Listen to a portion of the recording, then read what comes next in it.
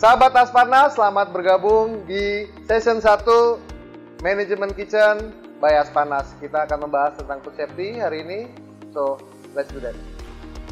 Dan pastikan sebelum kita memulai, tangan sudah kita cuci dulu.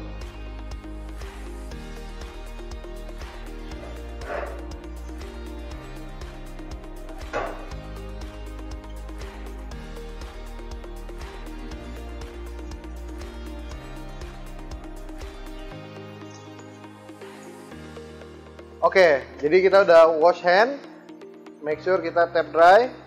Oke, ngomongin tentang cuci tangan, ini juga terjadi polemik beberapa pekan atau mungkin udah berapa bulan ya. Itu orang membicarakan mengenai, restoran itu kenapa harus pakai hand glove gitu. Kenapa restoran ini nggak pakai, restoran itu pakai, itu lebih aman yang mana sih? Sebetulnya gini, ini masalah persepsi. Sebetulnya hand glove itu bisa sangat berbahaya. Contoh, nih aku pakai hand glove ya. Nih aku pakai hand glove. Baru dari boxnya. Saya pakai hand glove. Yang satu nggak pakai. Nah, sekarang kita mau pegang sesuatu misalnya. Ini ada daun kemangi yang basah, ada airnya. Oke. Saya pegang satu yang udah cuci tangan basah. Apa yang terjadi? Saya merasakan ada sensasi basah di tangan saya. Yang ini nggak ada rasa apa-apa. Jadi kita merasa nyaman. Ini basah. Oke. Nah, sekarang tiba-tiba si chef atau si servernya itu megang sesuatu yang lainnya. Nah, saya buktikan dengan contohnya menyentuh merica.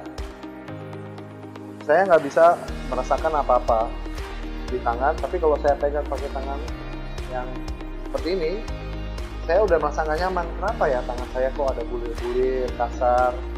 Nah, kecenderungannya yang udah pakai hand glove itu sampai lupa diri bahwa tangannya sebetulnya merasa bersih. Ternyata kita bisa lihat perbedaannya. Yang ini saya merasakan, yang ini saya tidak merasakan. Nah, oke, sekarang kita wash. Jadi intinya adalah tangan yang tidak menggunakan hand glove itu akan lebih ingin merasakan tangannya dibersihkan selalu. Jadi ingin di tangan, ini cepat dilap.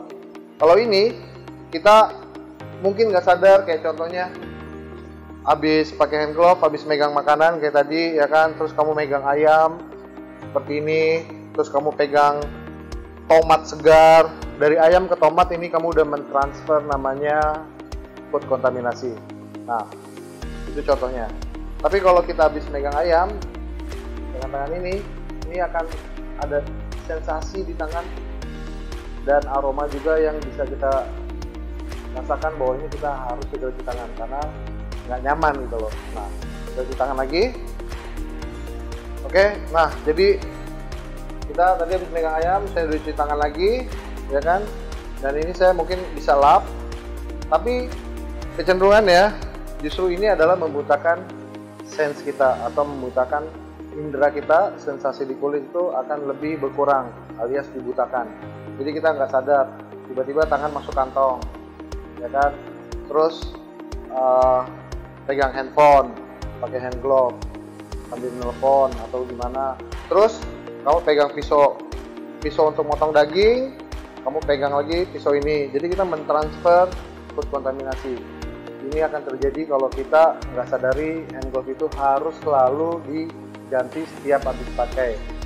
Nah, buang, pakai lagi yang baru. Nah, jadi pertanyaannya saya adalah sekarang, kamu memilih mana?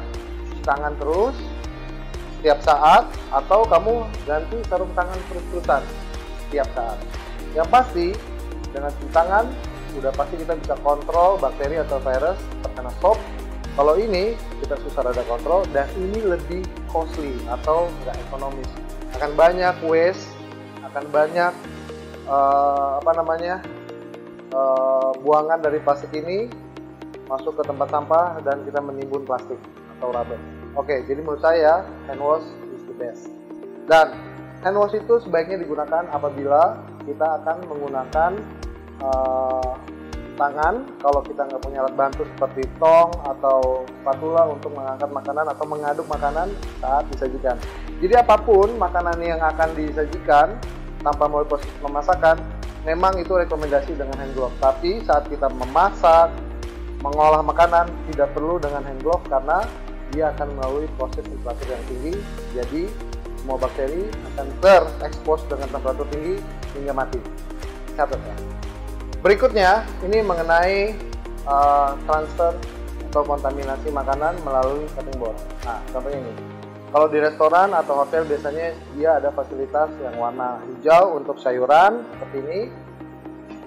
Terus warna merah untuk daging atau ayam. Nah, memang sangat ideal kalau kita nggak mencampur. Tapi intinya dari semua, kalau di rumah mungkin hanya punya satu cutting board.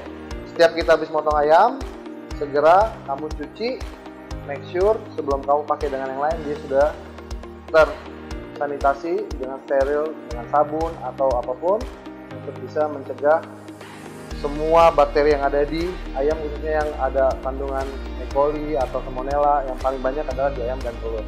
Jadi kita bisa hindari itu dengan